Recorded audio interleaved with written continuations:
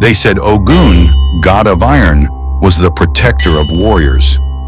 They said he forged the blades that drew the first blood in battle.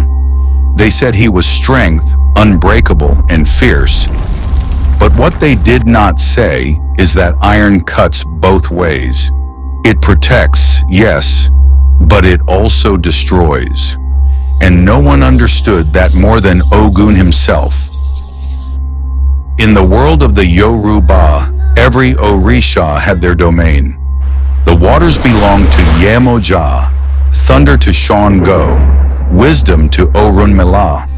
But Ogun, he was iron itself, the blacksmith's hammer, the warrior's blade, the farmer's cutlass.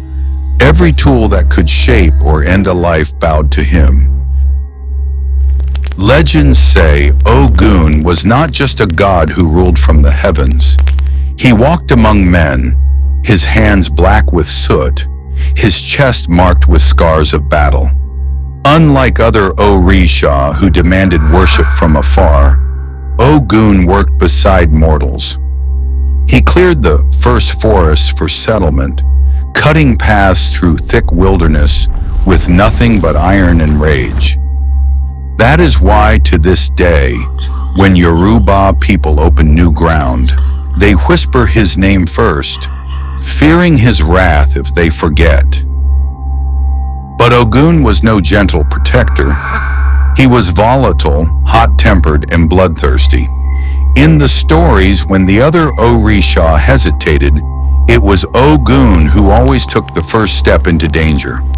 When they sought to descend to earth, it was Ogun's machete that carved the way.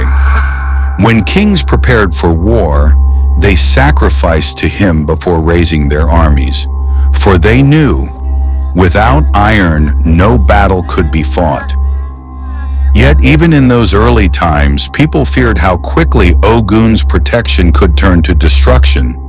Some said he was too quick to anger, too eager to draw blood. Others whispered that his hunger for violence grew each time iron tasted flesh. Ogun was a god who could not be controlled, only respected and feared. And so his worshippers spread not just through Yoruba lands but far beyond. Among blacksmiths, hunters, and warriors, his name became both a prayer and a curse. Because to call upon Ogun meant inviting iron into your life, and iron never came without blood. But Ogun was not a god who gave without taking. Every gift of iron came with a price. Stay with me. In Yoruba tradition, sacrifices were his lifeblood. The people said, if your matter was small, a dog's blood would satisfy him. But when the case was grave, when enemies gathered at your gates, or when death itself stalked your household, then Ogun demanded more. Human blood, sometimes that of an enemy captured in battle, other times a willing sacrifice from among his own.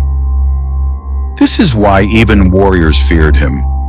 To call on Ogun's power was to risk becoming his victim. His protection was never free. One tale says a village once promised him a feast before going to war. They gave dogs instead of humans, thinking to deceive him. The next morning, their warriors marched out proud and armed, but none returned. Travelers who later passed the battlefield swore they saw iron weapons turned against their owners, men cutting down their own brothers as if madness had seized them. The Yoruba elders whispered Ogun himself had claimed them for lying. Another story tells of a king who prayed to Ogun for victory, offering a slave's life. He won his war, yes, but on the night of his triumph, screams filled his palace. His own sons rose against him, killing one another with swords as if cursed. By morning, the throne was soaked in blood. The people said Ogun had accepted the offering, but demanded more. Even blacksmiths who saw him as patron told chilling tales. They spoke of nights when the forge would roar with fire on its own, the hammer striking against metal though no man had lifted it. Those who dared enter swore they saw him. Tall, broad, his eyes glowing red like molten iron. Forging blades no human hand should hold. Some fainted, some ran. A few never returned at all. And so the people learned, Ogun was not a gentle god to play with. He was power and destruction bound in iron. His sacrifices were not ritual alone. They were warnings.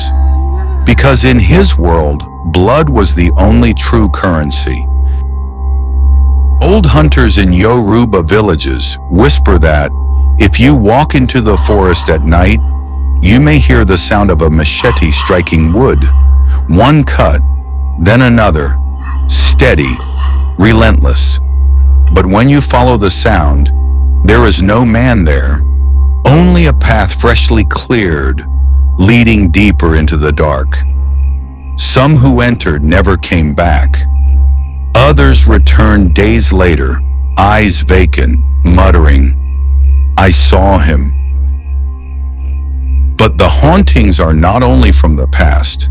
Modern encounters show Ogun's hunger has not faded. A soldier in Lagos swore that before battle, he dreamt of a man dressed in iron, his body dripping blood like sweat. The figure placed a blade in his hand and said, Fight until the blade breaks, or I will break you. The next day in combat, the soldier's weapon shattered in two. Minutes later, he was struck down by gunfire. His comrades said he died clutching the broken blade, smiling through the blood. In Lagos, 2019, a mechanic working on an abandoned car claimed he heard metal clanging behind him. Hammer to anvil, echoing in an empty workshop. When he turned, the wrenches and spanners on his table levitated, striking together in violent rhythm. They say the man screamed Ogun's name before collapsing. His body was found the next morning, cold, stiff, and his skin marked with burnt lines shaped like iron chains. What was his crime? Travelers still fear the Ibadan Expressway. Truck drivers whisper that when accidents occur there at night, a dark man carrying a cutlass emerges from the roadside bush, dragging the souls of the victims. They describe his eyes as glowing like fire against iron, his body smeared in oil and blood. And strangely, many who survived these crashes say their steering wheels froze moments before impact, locked by invisible hands of iron. In pre-colonial Yoruba towns, warriors swore oaths before Ogun, never to betray, never to flee. Those who broke the vow met horrific deaths. Some were found impaled on their own spears, others dragged into the forest by unseen chains. The elders said, Ogun does not forgive betrayal. His justice is sharper than iron itself. Even today, Yoruba rituals honor him with dogs, palm wine, and iron sacrifices, gifts to keep his rage at bay. But many believe it's no longer enough, because when a god thrives on war, blood, and iron, peace itself is his enemy. And as long as metal rules our world, from cars to weapons to machines, Ogun's grip on humanity will never fade. So when you hear metal clang in the dead of night, ask yourself, is it just the wind?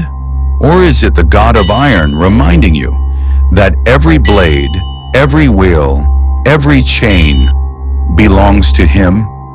This is the hidden face of the gods of our land.